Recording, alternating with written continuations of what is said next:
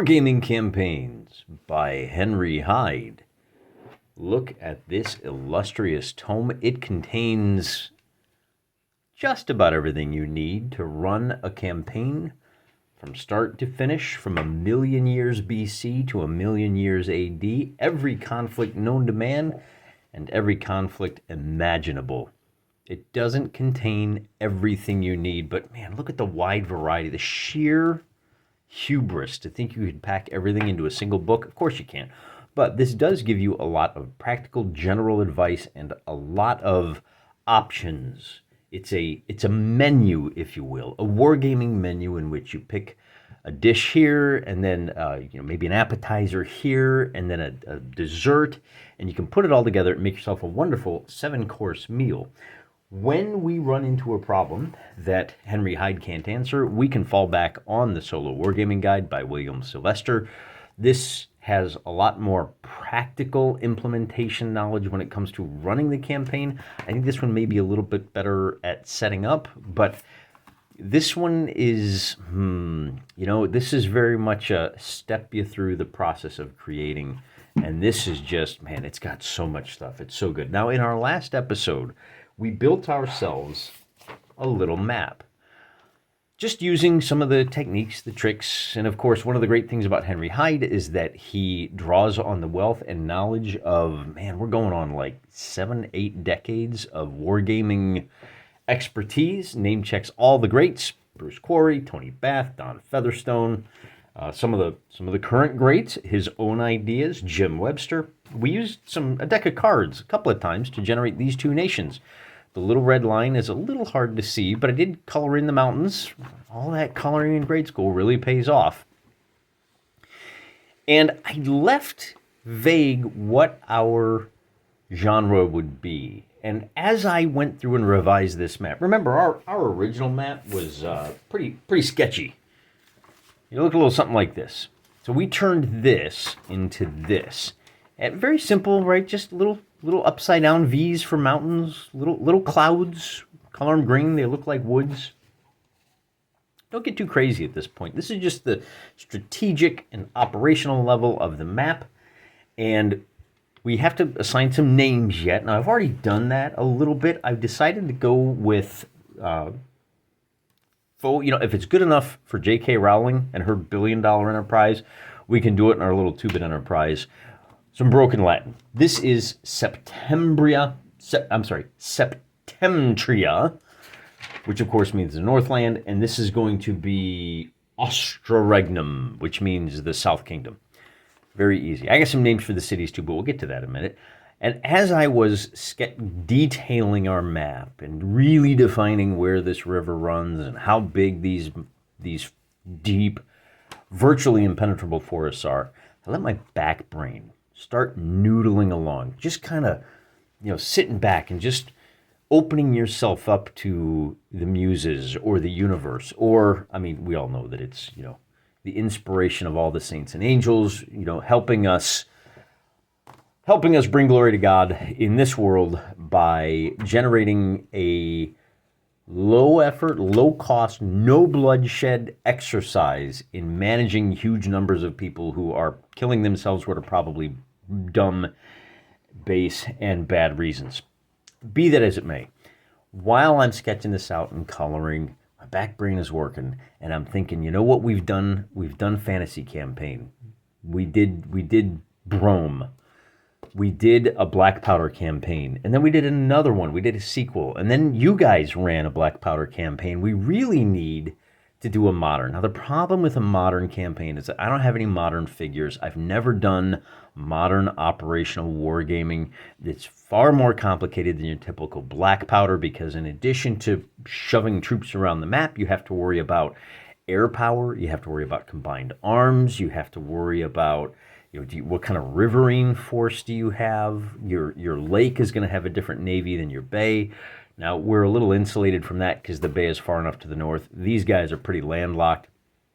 But you also have things like, if you're going to go modern, you got to think about satellites and drones and artillery. And all that stuff is really, really hard. And so for that reason, I decided we're going to do just that. And we're going to do a more modern campaign because it's hard. The obstacle is the path, and we have to challenge ourselves. I need to get better about this, and I need to learn a little bit more about modern operational wargaming because, as I said, hey, I call myself Mr. Wargaming. Talk about hubris, and then you don't really know a whole lot about modern wargaming? How dare you, sir? Well, we're going to fix that.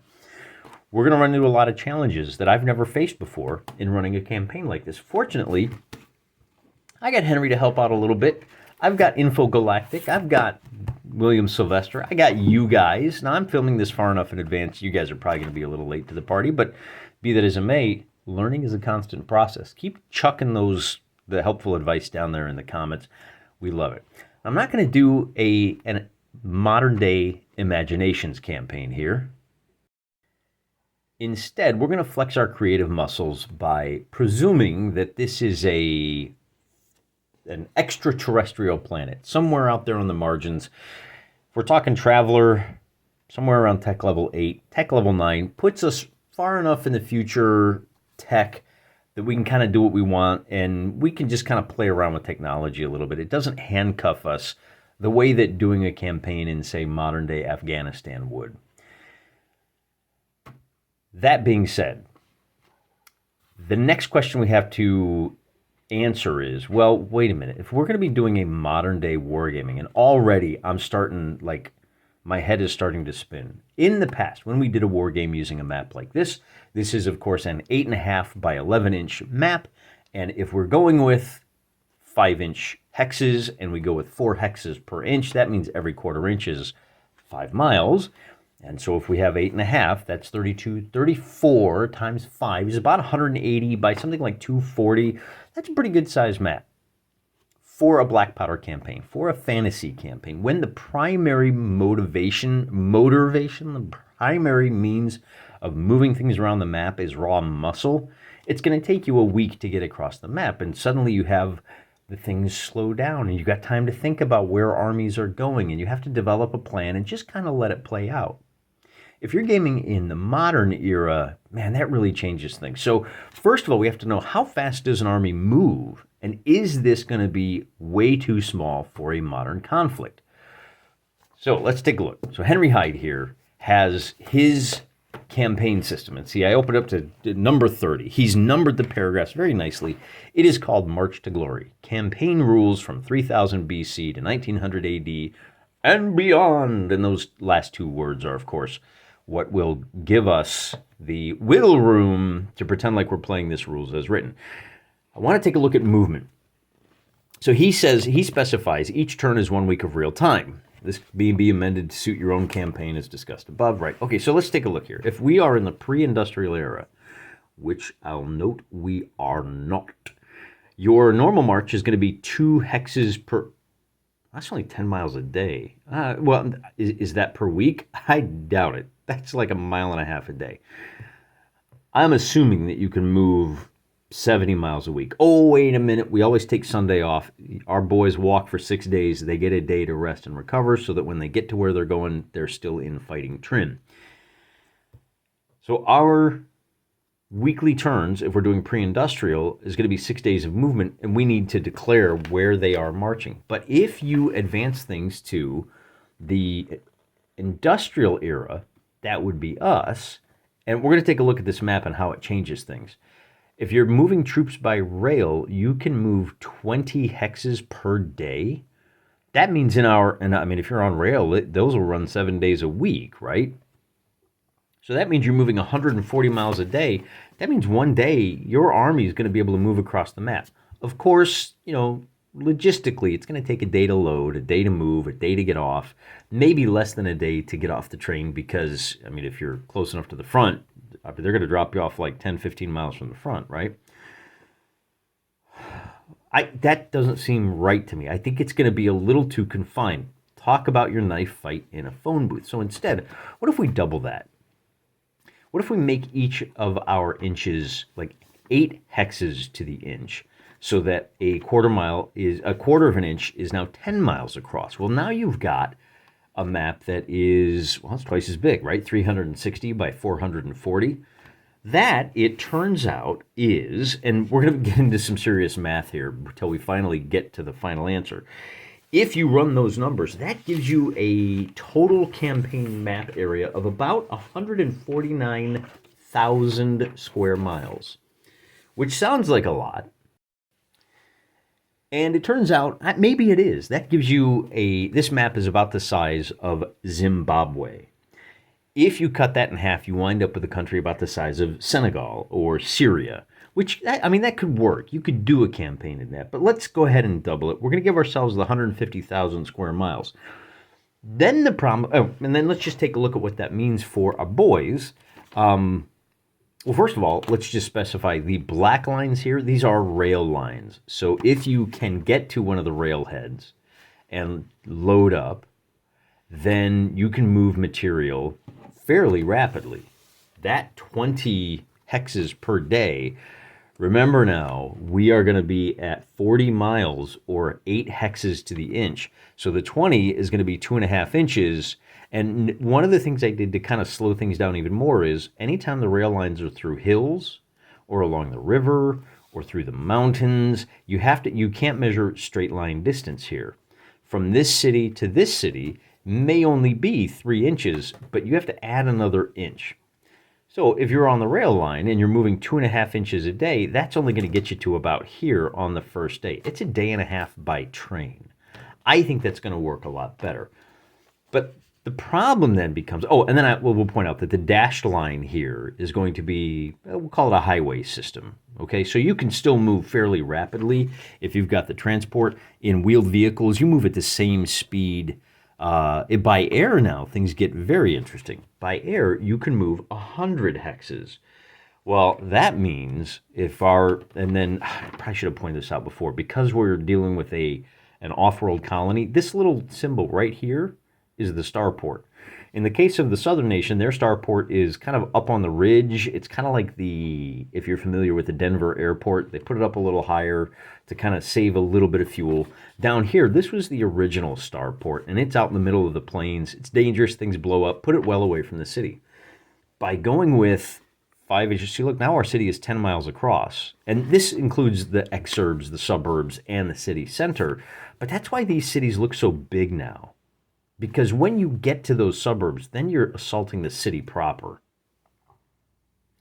And we should all know that urban fights are nasty affairs. So it takes, and then these guys, right, the smaller cities, the Jack, the Queen, the 10, those are, they're smaller, but again, they've got suburbs and exurbs. And then 9 and down, those are still fairly large. In fact, we know what the population of each of those towns is, right?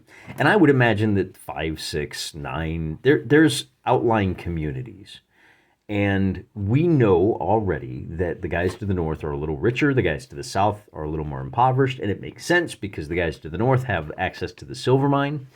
They also have this broad, fertile area that's just perfect for cultivation. They're probably more farm. These guys have a lot of rough, hilly terrain. They're probably have big sprawling ranches that spread out all around. They're within 50 miles.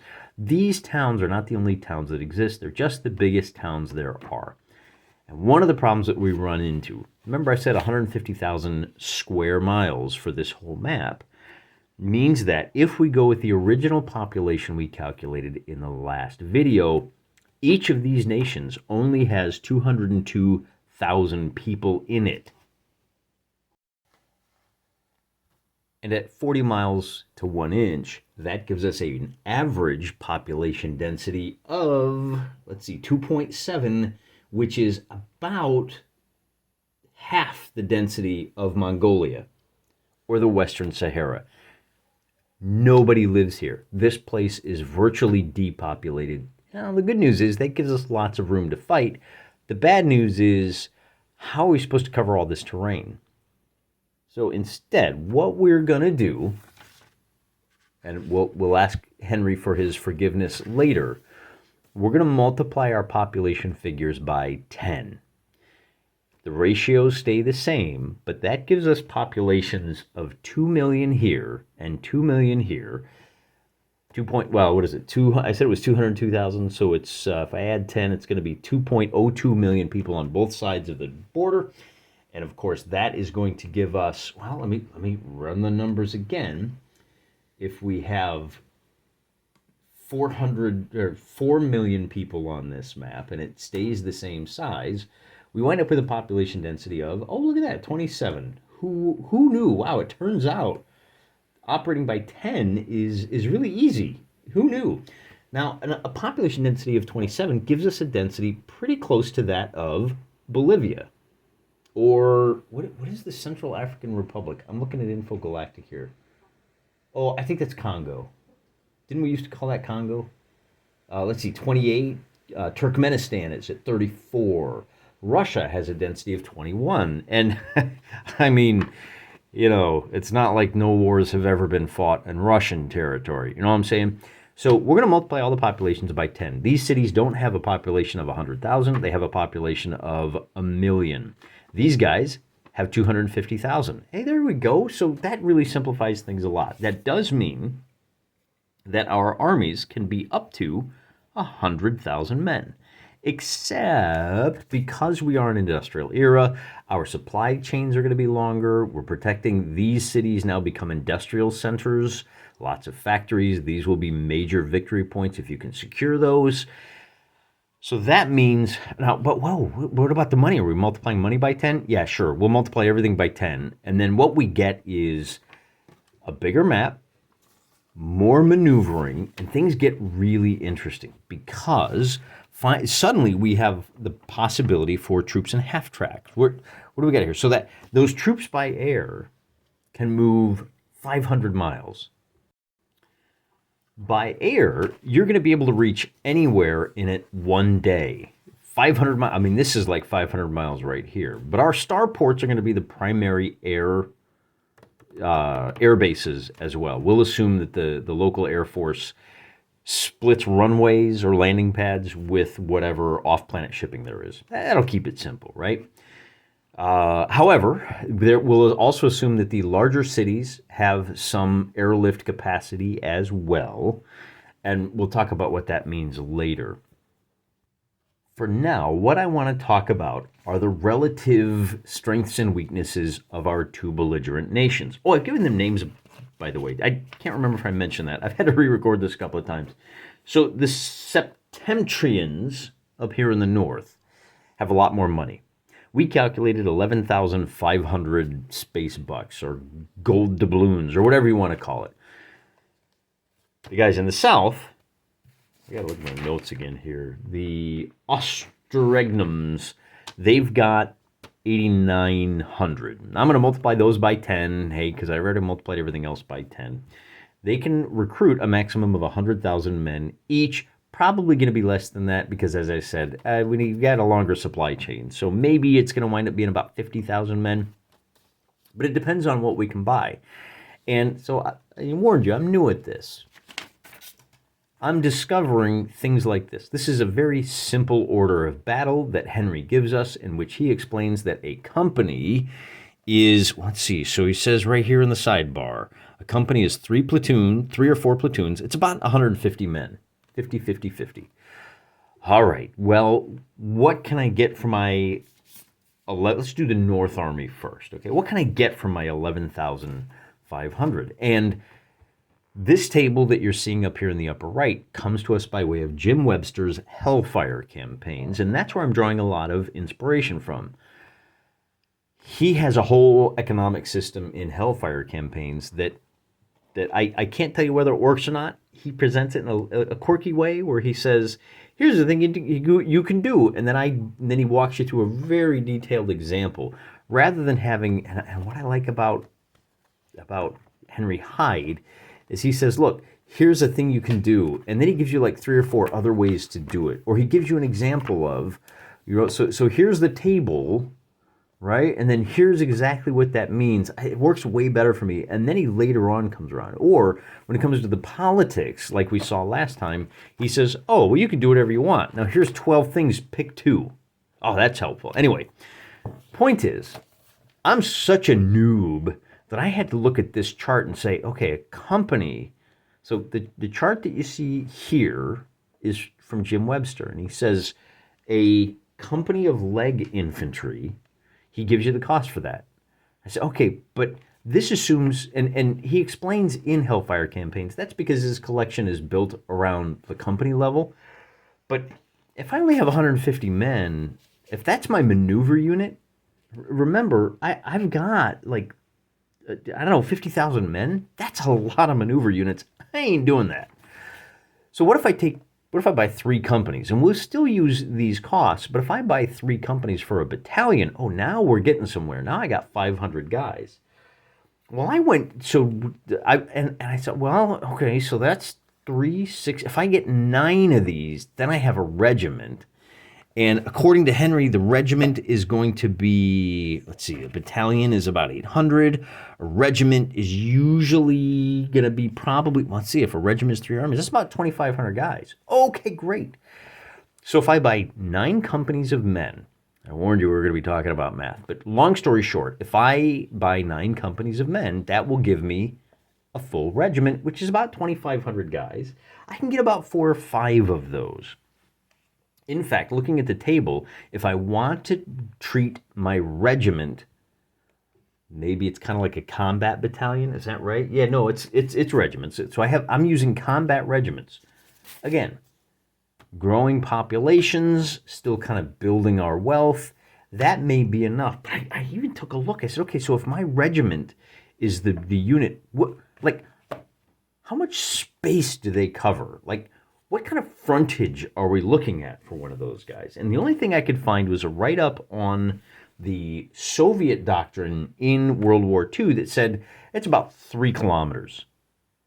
Whoa, wait a minute. You're telling me you're assaulting 3 kilometers? I've got a gap here that I'm thinking like, oh, I'll send 1 regiment through here. And, this gap here, what is it? At 40 miles an inch, this is 60 miles across.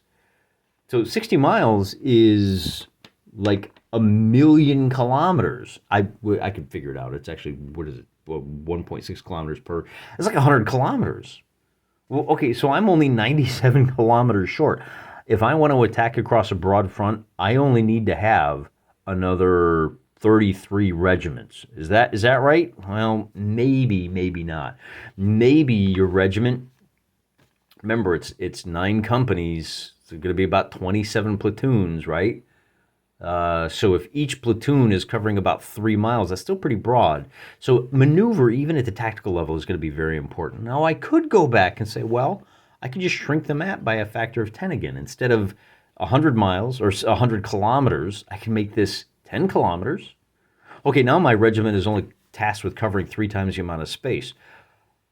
How do you do that? Well, I think the solution here, and basically what we're looking at here is kind of a brush fire war, because these are how things, or maybe even you look at like late stage World War I. There's a great scene in Band of Brothers where the guy comes back from rehab after the, boy, what was it after Bastogne, and he's like, hey, where's 2nd platoon? And there's like 4 guys in the truck, and they're like, that's us. He's like, where's the rest of you? And they kind of things get awkward, right? That's the platoon. And that may be the kind of situation that we're looking at here, where we kind of hand wave that, where maybe the regiment is tasked with patrolling this area. And so you've got patrols in place, and obviously the attacking force is going to throw a spearhead up, and the question is going to be whether the defending regiment can get its pieces in place fast enough to stop that breakthrough. So there is going to be a lot more maneuver. What are we looking at here? So I actually built a spreadsheet to help me calculate this. And the big thing that I want to warn you guys, and I don't know if this is right or not, but this is how I'm going to do it. For each of my regiments, and the northern guys are going to have 5 combat regiments, the southern guys are going to have 4. And in each case, those regiments are going to have 9 companies of leg infantry, 1 company of tube artillery in support. They're going to have a support company that's your, it's going to be like headquarters and repair trucks. It's going to have a company of gendarmes with APCs. pacifying local populations, MPs, all that. I don't actually know what they are. Jim doesn't give us a whole lot of information on that. But then in the case of the northern guys, each regiment will have support in the form of tanks. 2 of them will have heavy tanks, 1 will have medium, and 1 will have light. Oh, I missed one. No, it's going to be 2 medium. That's what it is. 2 heavy, 2 medium, and 1 light tank company. In the case of the southern boys, they only have 4 regiments. And same thing, each regiment will have 9 companies of infantry, 1 company of gendarmes, 1 company of support, 1 company of tube artillery, and then they only have 1 unit, 1 company of heavy tanks, 1 medium, and 2 light. They just can't afford quite as much of the tanks. Now, are those grav tanks or those track tanks? It doesn't matter. I'm not going to worry about that just yet. Here's the big difference in the 2 forces, aside from that extra regiment. The guys up here in the north have more money. They bought 3 companies of mechanized infantry. Mechanized infantry, of course, can move a lot faster than leg infantry. They also have 1 battalion, that's 3 companies, of air cavalry. So that's 2 additional maneuver units that will let them move around the map really fast. That air cavalry will be able to launch raids down into the heartland, can pop over these mountains and launch some raids. So that may be a factor. They have 1 air squadron. Now, each side has 1 air squadron, so we basically have 1 Air Force versus 1 Air Force, and that's going to allow us to incorporate some air power into our campaign. We will be doing weather, of course, so bad weather, and these guys aren't high-tech, aren't super high-tech, so bad weather will limit the availability of close air support. The guys in the north have 2 units of air recon, that's drones with some countermeasures, where the guys in the south, they have an air squadron, they have 1 unit of recon, so they'll have to task that where they want, and that'll give them some edge in the tactical battle. But here's where these guys come up a little bit short. They don't have any mechanized infantry, they don't have any air cavalry. What they have is beast-mounted cavalry. They've got 2 battalions, 3 companies each. So they can keep those together, and those are basically modern-day dragoons. The beast cavalry is used to move much faster through much rougher terrain than the mechanized cavalry can. They may be able to move at highway speeds even through rough going, and that's going to give them like a quick counter response for the air cav at a lower rate. But again, they're only going to be able to move 6 days at a time. They're going to be moving slower than the air cavalry. So the last thing that we need to talk about is the difference in the Navy. So the guys in the north have more money. They are going to have 2 river squadrons patrolling this river, and they have 2 lake squadrons. So that's the other place where the southern boys come up a little bit short. They're going to have 1 river squadron that patrols this river, but they're going to be sadly outclassed when it comes to this lake. So the boys in the north may be able to take advantage by popping over the lake, but we may have, they have to worry about raids. Now, this lake is not very big. It's only about half the size of Lake Ontario. So at 3 inches across, 40 is 120 miles, and the short way, it's only going to be about 50 miles across. So you're going to be able to cross that in pretty short order, but that's also going to allow you're not going to be able to sneak across, because this city right here is the larger city. It's going to be looking for that. You're going to have to sail back into port. So we may have to wait for the right weather. We may have to, we'll have to see if this city can get blockaded and cut off. It may not be able to even load any troops to make any kind of a lightning raid back into the south and strike cross country to hit Queenville. So already, even with my inexperience, having that order of battle has opened up a lot of different possibilities. In most of the campaigns that we've done so far, we have had 3 or 4 maneuver elements. This time we're going to have a lot more, and it's going to be a lot harder to track. So we're going to have to go a lot slower.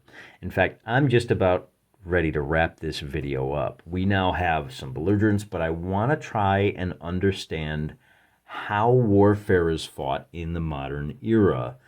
And to do that, I want to go back and look at how Jim Webster sets up his political structures. And he basically uses kind of a branching narrative, almost a choose-your-own-adventure story, where he says, look, and we have the beginnings of that already here, because you have a number of resources where, these silver mines, so the history is when you land your starport, you land it near the best, most fertile land possible. And as you run out of room, or like the malcontents and ne'er-do-wells, they run off to, our version of Mordor here, that's only got the Black Gate, which becomes a city in its own right. But they're fractious. They might not have as much money, but they're still sons of they're cousins, they're brothers, and we all know that brothers fight hard. Man, the tyranny of small differences, right? So here's a couple of things we got to think about. The southern nation doesn't have a whole lot of great cultivated land. This is the frontier, and so they're looking at all this band of area. And maybe they've even been launching raids up here. This junction, there's no real town there. It's just like a one-horse whistle stop. Maybe they're launching. Maybe they're going to try to launch a few raids, and we have to decide how is the northern country going to respond. Maybe they decide to call up their reserves. Now, William Sylvester here, he says, look, when it's time to start your war, the war begins. And I'm like, well, wait a minute. I kind of need to know. So this is the difference between William and Jim. Jim says, set up the political situation, find out where those fault lines are, and then start basically telling the story of what is it that finally instigates and gets this war to pop off. Whereas William Sylvester says, I don't care about that politics stuff. That's nerd stuff. I just want to know when the shooting starts. And so he says, look, give each guy a plan for an event of war, and then roll a d6. You just decide who the attacker is. You don't need a whole bunch of stuff. You don't need to run a full Braunstein like those guys in the BroSR do with their D&D. You don't need to run a full Kriegspiel. Just decide. These guys are attacking. Find out what they want to do. Okay, these guys want to take the silver mine. There's our war. I think we can afford to be a little more subtle than that. It's going to be our next video. And to streamline things, William says just roll a d6. And on a 1, the defender mobilizes at the same time as the attacker. But on a 6, the defender mobilizes 5 days after the invasion. So let the attacker get everything ready. And man, his spy network was working overtime. They completely duped the southern, the defender. So the defender got caught completely unawares. And it's not until 5 days after the attackers cross the border that he begins to get his act together. Now, in a modern sense, 5 days, it's over. It's going to be over day 3 if that's the case. And that's part of the reason I don't want to use William Sylvester's system. The other thing I want to do, and I think one of the things that will help us build that politics, is take a look at the leaders for these two countries. We've already sketched out a brief political situation. But if we turn our attention back to Henry Hyde, he's got a whole chapter in here on, I believe it's the one right after, there's aerial, right? So we're going to take full advantage of this, adding aerial warfare to the campaign. Campaigns in the digital era, no, that's not it. Where is it? I'm failing here. My book control is weak. We the people, here it is, personality driven. And so we're going to take a bit of a great men of history approach to figuring out who is the actual attacker, who's the defender, what is the inciting incident. And to do that, we need to kind of understand what the leader is like, what his first in command is, his chief. Maybe sketch out a little bit more of the political situation, like are there 3 co-equal branches of government with checks and balances? Or are these leaders hard and fast rulers? I don't know yet. We're still in the preface. We're still preparing the battlefield. And until we understand why these guys are going to war, it's going to be very hard to determine how they go to war. We're like 30, 40 minutes into this video, so I'm going to cut it right here. I think that's enough for you guys to chew on. In a couple of days, we'll come back with some intrigue, and we'll generate some people. And that's going to guide us even further down this path to beating our plowshares into swords. Until then, I'm praying for you.